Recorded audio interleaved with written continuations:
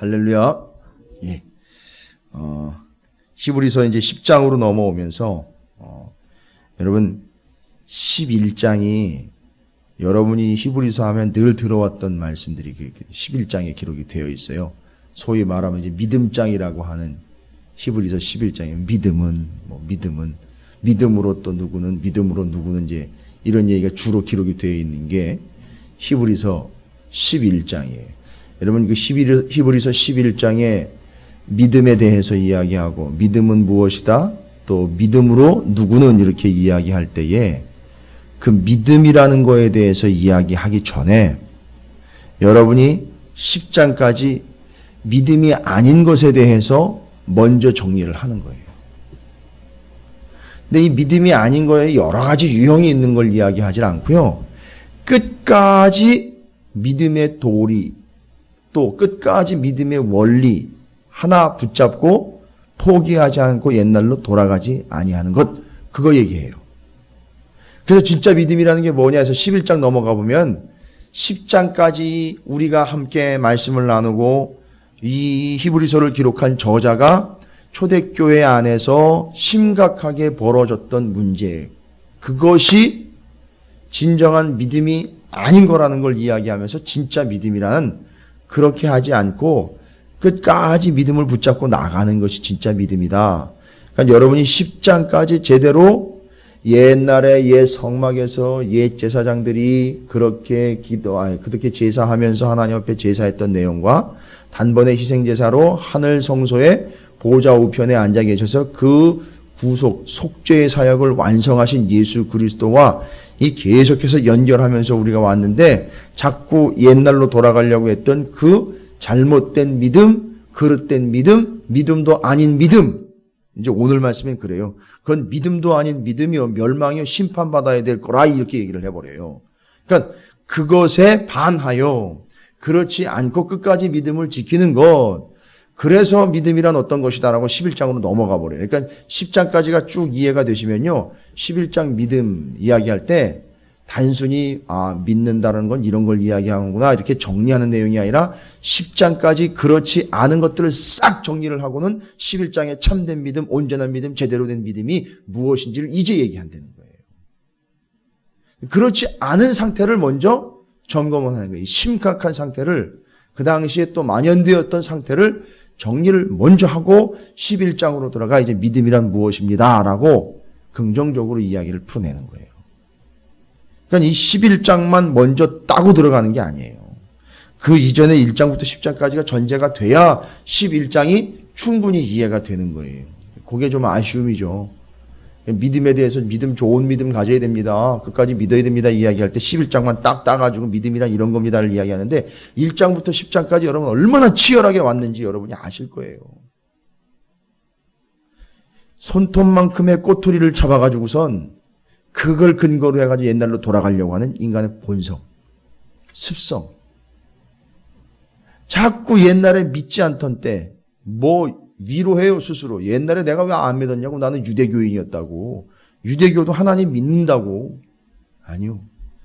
그것이 왜 그때 그렇게 성경에서 이야기했는지, 왜 그렇게 거기서 명확하게 진리를 선포를 했는지 바로 이걸 위함이다라고 아닙니까? 바로 예수 그리스도의 죽음과 희생과 구속을 위하여 그때 그런 일들을 예표로 보여주고 모형으로 보여줬는데, 다시 한번 말씀드리면 어떻게 되는 거죠? 그냥 유대교로 돌아가는 게 아니라 이 모형으로 돌아가는 거예요. 이 그림자로 자꾸 돌아간다는 거예요. 자꾸 모형하고 그림자만 붙잡고 있으면 뭐하냔 말이에요.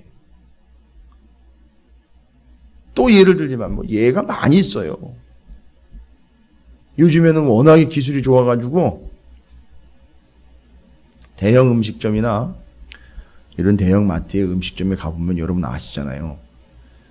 음식 주문하기 쉬우라고 쇼케이스에다가 이렇게 진짜랑 비슷하게 만들어가지고선 그 음식 종류대로 이렇게 만들어서 모형을 만들어 놨잖아요. 그죠? 여러분 그거 먹으라고 만들어 놓은 거예요? 그거 열어가지고 쇼케이스 그거 가지고 가서 그거 먹는 거예요? 아니죠. 뭐예요? 그걸 보고 내가 먹고 싶은 음식이 이렇게 생긴 거로구나. 그걸 보고 주문을 해서 실제로 나온 음식을 그거랑 똑같이 나온 걸 제가 사서 먹는 거예요. 그럼 만들어진 그 음식을 먹어야 되는 거지. 여전히 쇼케이스에서 거기 안에 들어가 있는 모형만 보고 입맛만 다시고 침만 삼킨다고 배가 부르냔 말이에요.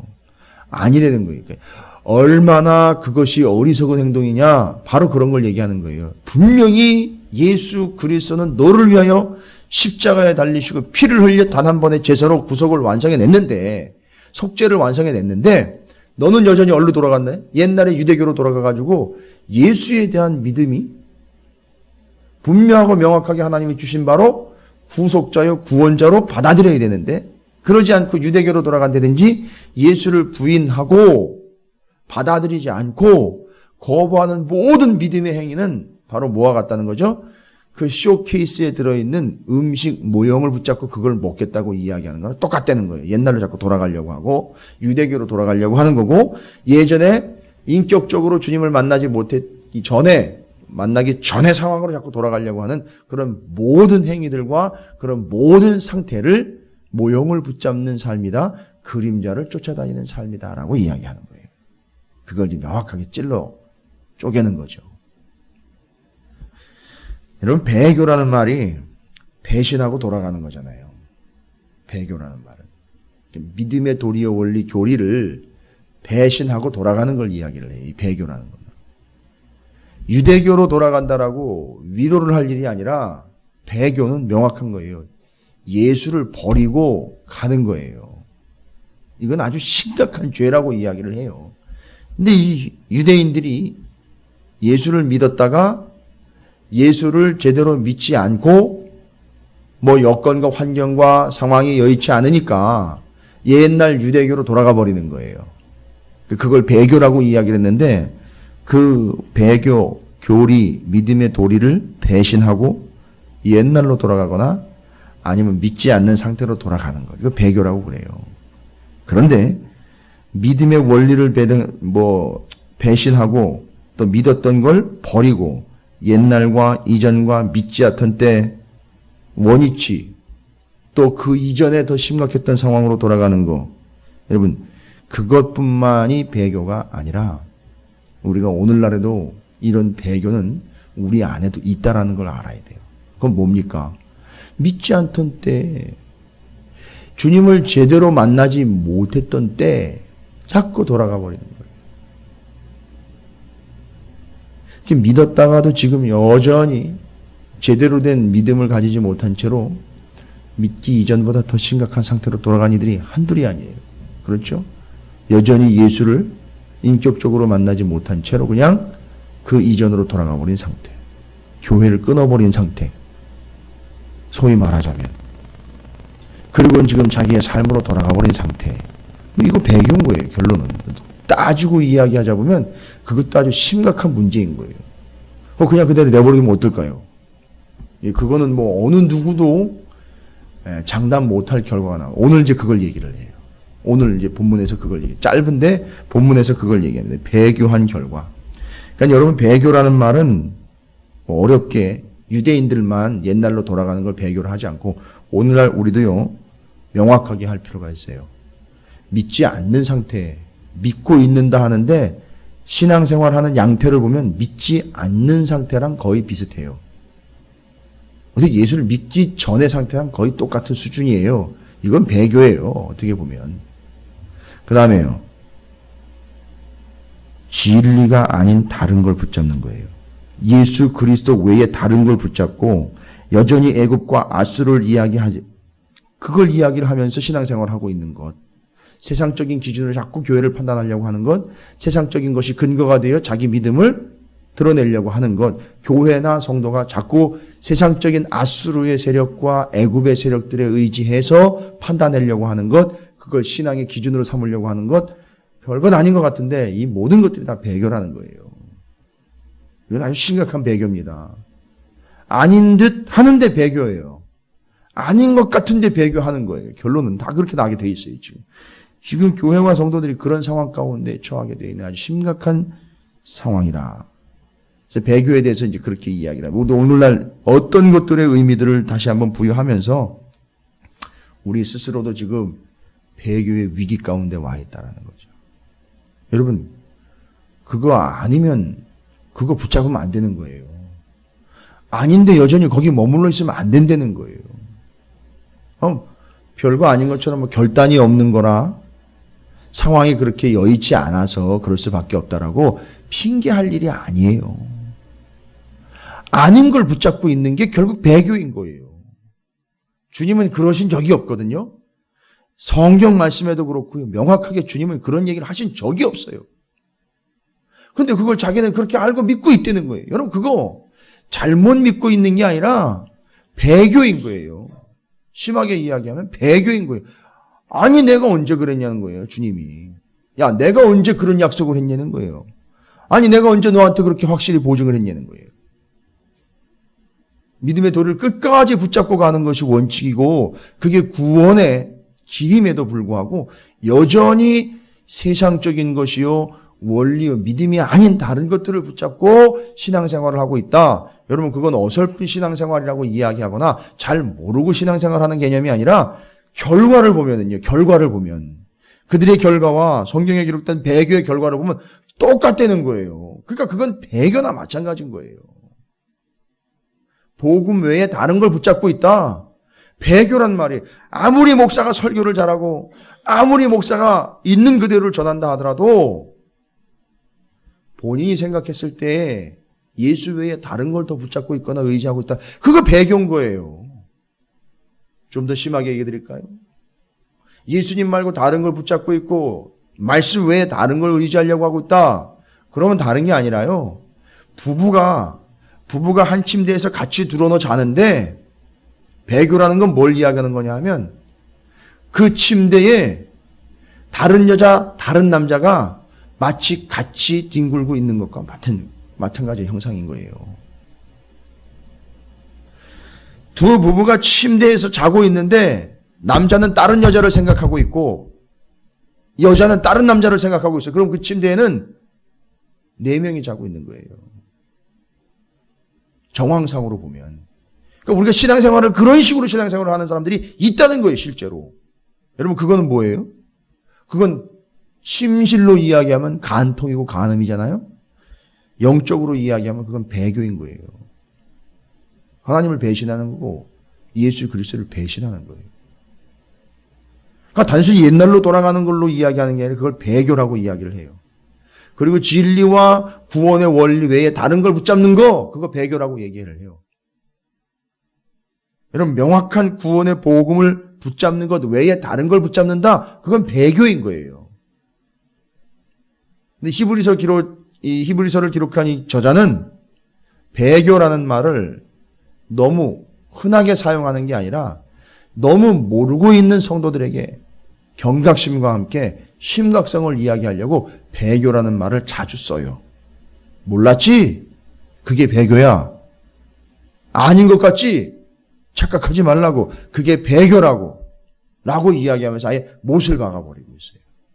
근데 이 배교라는 게 여러분 얼마나 심각한 거냐 하면 오늘 말씀해 보니까 이미 예수 그리스도께서 왜 오셨고 또 교회 안에서 어떤 의미이며 또 성도들이 예수 그리스도를 어떻게 믿어야 되는지를 이미 알아요. 그렇죠? 믿음 생활을 했으니까요. 이미 그 진리를 받았어요. 받았는데 옛날로 돌아가는 거예요. 배교했어요.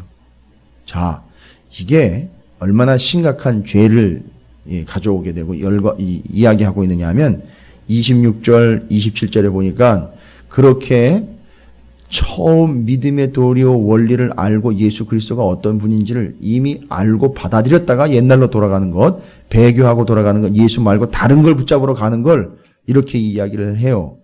26절에 우리가 진리를 아는 지식을 받은 후, 그럼 진리를 아는 지식이 뭐예요? 그렇죠. 예수 그리스도께서 십자가에 단번에 희생제사로 피를 흘리고 돌아가셔서 속죄를 완성하고 그걸 믿는 자마다 구원을 얻게 되었다라는 사실, 이걸 이미 알아요. 받아들였다고요, 이 사람이. 단순히 여기 뭐 지식이라 그러니까 지식적인 측면으로 이야기하는 게 아니라 그 진리에 이르게 된 지식이에요. 아주 명확한 것, 그거 받았어요. 받은 후라고 이야기를 해요. 이 사람 모르는 거 아닙니다. 받아들였어요. 짐짓 죄를 범한즉 다시 속죄하는 제사가 없고. 이게 왜 심각한 거라고요? 그렇게 해서 이미 구원에 이르는 온전한 지식이요 그 복음을 받아들이고 알고 있는 상태였다가 옛날로 돌아가 다른 걸 붙잡는 데든지 다른 신앙의 양태를 내지는 그릇된 신앙의 양태로 돌아가 버리는 걸 어떤 결과를 낳습니까? 여기 나와 있는 대로 그걸 다시 속죄할 수 있는 제사가 없대요. 그럼 어떻게 되는 거예요? 속죄함을 받을 수 없다는 거예요. 그건 그냥 죽으라는 얘기예요. 심각한 거죠. 뭘 어떻게 구제할 방법 없음 이 얘기하는 거예요 지금. 그거는 다시 뭘 구제할 방법 없음 끝나는 거예요.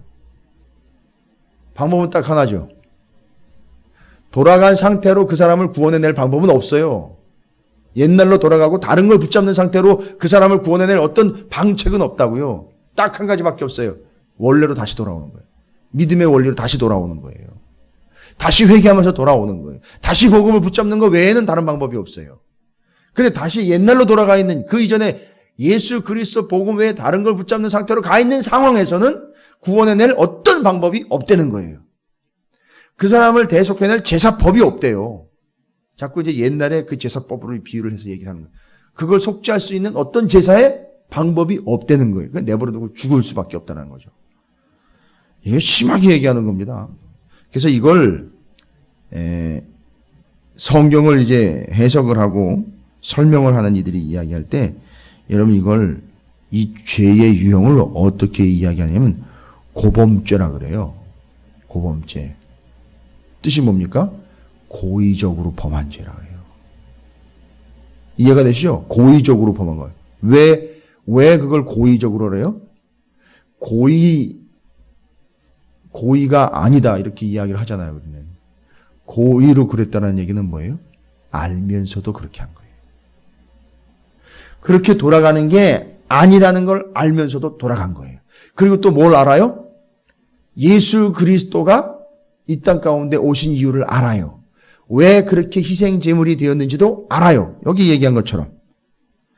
진리를 아는 지식을 받았기 때문에 알아요. 아는데도 돌아가 버린 거예요. 이건 고의적으로 범한 죄예요. 그래서 고범죄입니다. 그게 얼마나 심각하냐 하면 27절에 오직 무서운 마음으로 심판을 기다리는 것과 대적하는 자를 태울 맹렬한 불만 있으리라. 뭐 다른 여지가 없잖아요. 고의적으로 범한 죄, 알면서도 그렇게 한 죄, 이게 이토록 심각하다는 거예요. 그러니까 우리가 좀 너무 자주 하다 보니까 경각심이 떨어져 있는 말 중에 하나가 그걸 알면서도 그러느냐. 네가 그걸 알면서도 그렇게 행동을 하느냐. 네가 알면서도 그러고 있느냐. 이런 말이 있잖아요. 이게 별로 긴장감이 없는데 여러분 성경적으로 영적으로 이야기하자면 그걸 알면서도 그랬다면 그 사람에게는 어떤 벌이 있습니까? 뒤에 나와 있는 거죠. 대적하는 자를 태울 맹렬한 불만이 있는 거예요. 그리고 그렇게 한 것을 다시 속죄할 수 있는 제사가 없어요. 그러니까 사람들은 그걸 알면서도 자기가 그런 결과가 지금 상황에 처해 있는데 그게 무섭고 그게 어려우니까 뭐라고 얘기를 해요? 괜찮아. 아닐 거야. 이러고 위로하면서 있는 거예요. 스스로. 아닐 거야. 그럴 리 없어. 괜찮아. 이러면서 스스로 위로하면서 거기에 그냥 머물러 있는 거라고요. 옛날로 돌아가면서 그렇게 얘기하는 거예요. 아니야. 괜찮을 거야. 그럴 리 없어. 너무 그렇게 극단적으로 얘기하지 마. 이러면서 옛날로 돌아가는 거예요. 그러면서 예수 아닌 복음 아닌 다른 걸 붙잡는 거예요. 이것도 괜찮은 거야. 이걸 대신 여러 개를 쌓아서 믿음과 복음과는 믿음의 공적을 쌓아서 커버할 수 있어. 이렇게 스스로 위로하면서 신앙생활을 하고 있는 거예요. 그러니까 심각한 거죠. 자, 그래서 믿음을 저버린 자들에게 행하는 경고예요. 엄중한 경고입니다. 고범죄 이건 고의적으로 범한 거예요. 그래서 신앙생활을 하다가 예수를 믿다가 옛날 유대교로 돌아가 버려 예수를 놓게 되는 것, 이게 고의적으로 범한 죄라는 거예요. 근데 이 고의적으로 범한 죄는 속죄할 제사도 없고, 그리고 맹렬하게 타는 불에 타 죽을 수밖에 없는 불만 남아 있다라는 거예요. 아주 이거는요 너무 심하게 이야기하는 거나 마찬가지예요. 지금 히브리서를 기록한 저자가 그걸 그렇게 아주 격렬하게 표현을 하고 있는 거예요. 이 배교라는 게 얼마나 심각한 건지를 이야기합니다. 그 고범죄의 범주로 넣어놓고 그 결과는 뭔지, 희생제사 없고 그거 사해줄 제사도 없고 맹렬히 타는 불의 대상만 될 수밖에 없다. 이제 배교의 심각성에 대해서 어떤 성격이냐, 이 배교가 어떤 의미냐, 28절과 29절에 이렇게 얘기를 해요. 모세의 법을 폐한 자도 두세 증인으로 말미암아 불쌍히 여김을 받지 못하고 죽었거든. 옛날 모세 율법에 의하면은 잘못을 범한 사람이 발견이 되지 않습니까? 그러면 그 사람을 위해서 한 명의 증인 가지고는 안 돼요. 반드시 두세 명의 증인이 있어야 그것이 확실한 그 사람의 범죄다라고 확증이 돼서 그 죄에 대해서 벌을 받아야 돼요. 그거 얘기하는 겁니다. 그래서 한 두세 명의 증인이 탁 나와버리면 이 사람이 어떻게 돼버려요? 빼도 박도 못하게 그 죄로 인해서 벌을 받아야 돼요. 여긴 죽었거든이라고 이야기하죠. 그 죄가 명확해서 두세 사람의 증인이 나와가지고 죽을 수밖에 없는 모세의 율법, 옛날 율법 얘기하는 거예요. 그 율법에 의해서 그 율법을 어기면, 그죠? 그 율법을 어기면 두세 증인만 있고, 그러면 그 죄인은 어떻게 돼요? 죽는 거예요. 그렇죠? 이 이야기를 왜 할까요? 29절에 보니까 하물며 그렇게 해서 모세의 율법도 두세 증인이 있으면 그가 죄 때문에 죽임을 당할 수 있는데, 이제 의도가 이렇게 느껴지실 거예요. 29절에 하물며 하나님의 아들을 짓밟고 자기를 거룩하게 한 언약의 피를 부정한 것으로 여기고 은혜의 성령을 욕되게 하는 자가 당연히 받을 형벌은 얼마나 더 무겁겠느냐 너희는 생각하라. 요거는 이제 여러분께서 10장까지 쭉 옛 개념과 새 개념을 연결을 해서 말씀을 제가 드렸잖아요. 그러니까 모세의 옛 율법에 범죄한 자는 두세 명의 증인만 있어도 죽어요. 그죠? 그런 것처럼 예수 그리스도가 십자가에 달려 돌아가시고 구원을 해냈다는 이게 뭐였죠? 옛 계명에 반대되는 개념으로 새 계명이요. 옛 언약인 구약의 성취의 개념으로 신약이 됐잖아요. 그러니까 옛 계명에 의하면, 구약에 의하면 두세 명의 증인이 있는 범죄자는 죽을 수밖에 없어요. 그런데 하물며 옛 계명도 그런데 지금 옛날로 돌아가 고범죄, 고의로 이걸 버리고 돌아가는 사람들, 그 사람들은 뭘 범한 겁니까? 옛 율법을 범한 게 아니라 새 법, 새 언약을 범한 게 되는 거예요. 자, 그러면 새 법, 새 언약을 범한 걸 뭘로 표현을 했는지 보세요. 그렇게 옛날로 예수를 버리고 돌아가는 거를 예수 말고 다른 걸 붙잡는 이 추잡한 이 믿음의 행위를 보고 뭐라고 얘기했습니까? 하나님의 아들을 뭐 하는 거래요? 그게 짓밟는 거래요. 하나님의 아들을 짓밟는 거래요. 여러분 이해가 되시죠? 왜요? 예수를 버리고 옛날로 돌아간 거니까. 예수가 상관없는 삶으로 돌아가 버린 거잖아요. 예수를 짓밟는 거라는 거예요. 예수를 짓밟는 하나님의 아들을 고의적으로 거절한 거 아닙니까? 그러니까 그걸 어떻게 표현했어요? 하나님의 아들 예수 그리스도를 경멸하여 하나님의 아들보다 못한 존재로 거부해버리는 행위. 예수님을 짓밟았다라고 이야기를 해요. 여러분 예수님 말고 복음 외에 다른 걸 붙잡는 거는 정확하게 이해하셔야 돼요. 예수님을 짓밟는 거예요. 그 다음에 자기를 거룩하게 한 언약의 피를 부정한 것으로 여기는 거예요. 자기를 깨끗하게 하는 이 피를 옛날로 돌아가 예수를 부정하고 배교하는 건 뭐 하는 거라고요? 그 피를 부정한 것으로 여기는 거예요. 그리고 이 모든 것들이 우리 안에 확증이 되게 되고 그걸 의지하게 하는 우리 안에서 은혜가 되게 하는 역할을 하는 존재가 있어요. 바로 그게 성령이거든요. 그 성령을 뭐라고 그래요? 여기 나와 있을 때 욕되게 한다라고 이야기를 하고 있어요. 자, 이겁니다.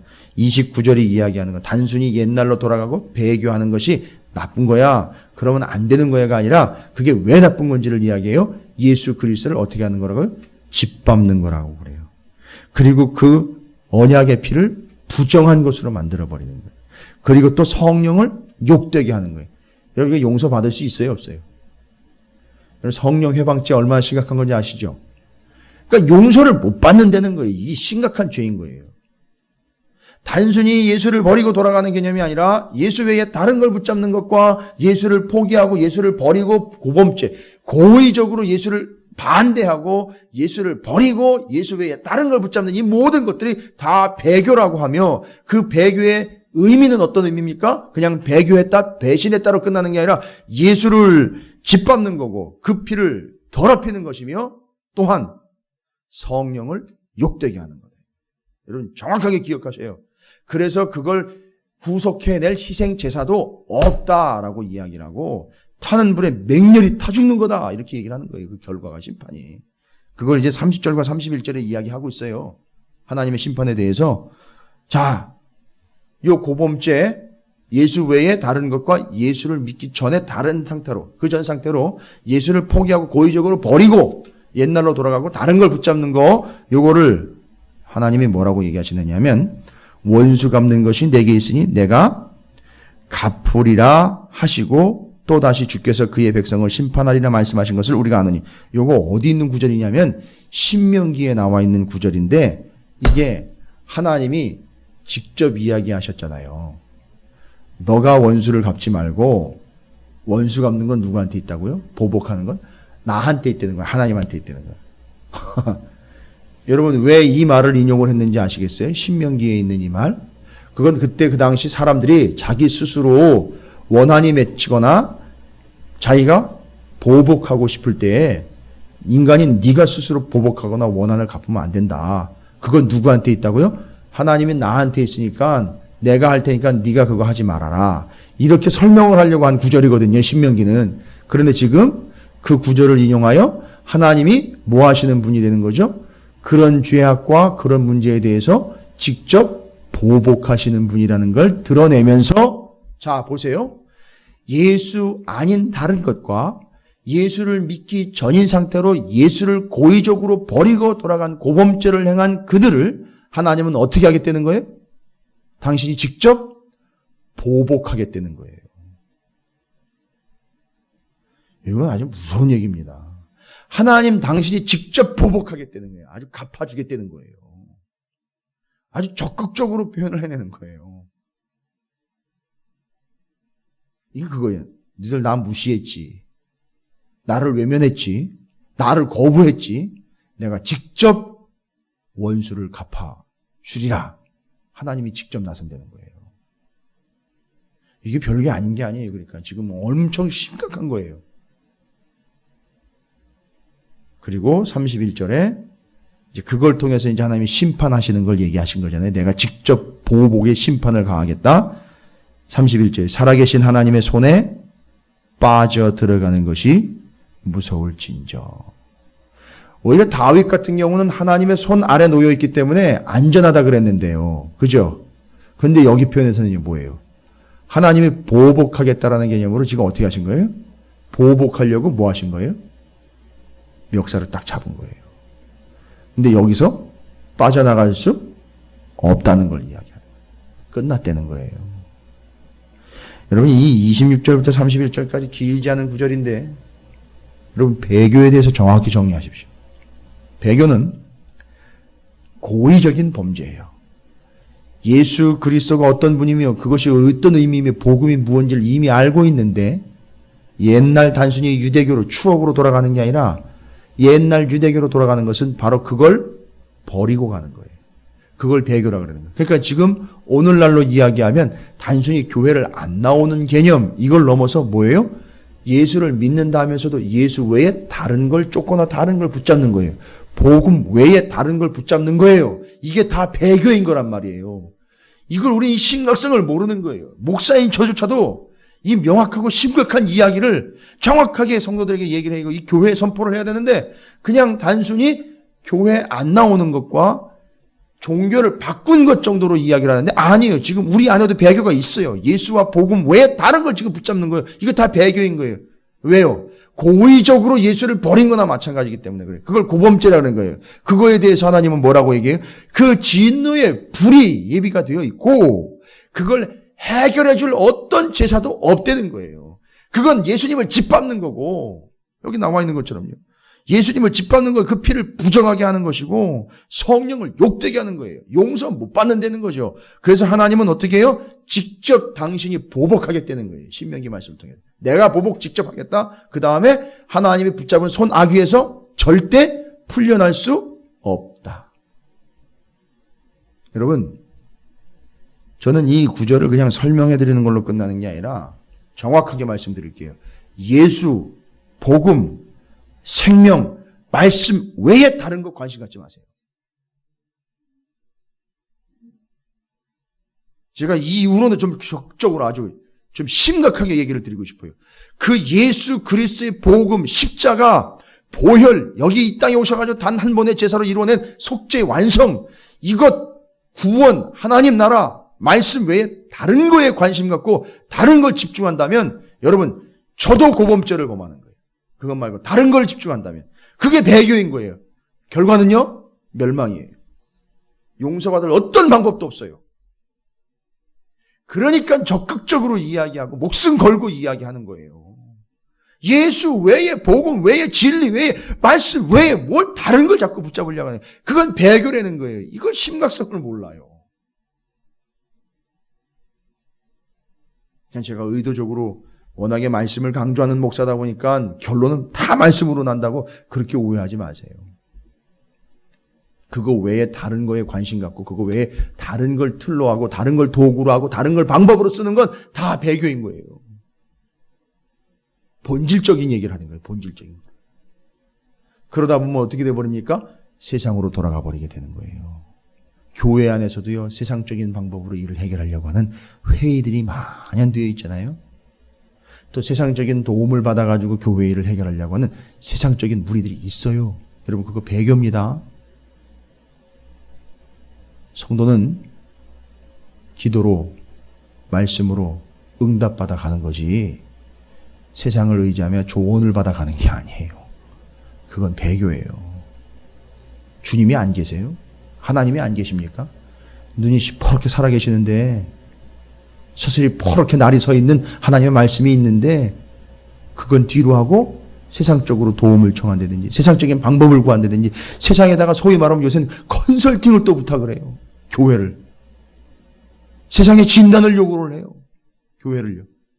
여러분, 우리끼리 잘해보자 이런 개념이 아니에요. 원칙이 있잖아요.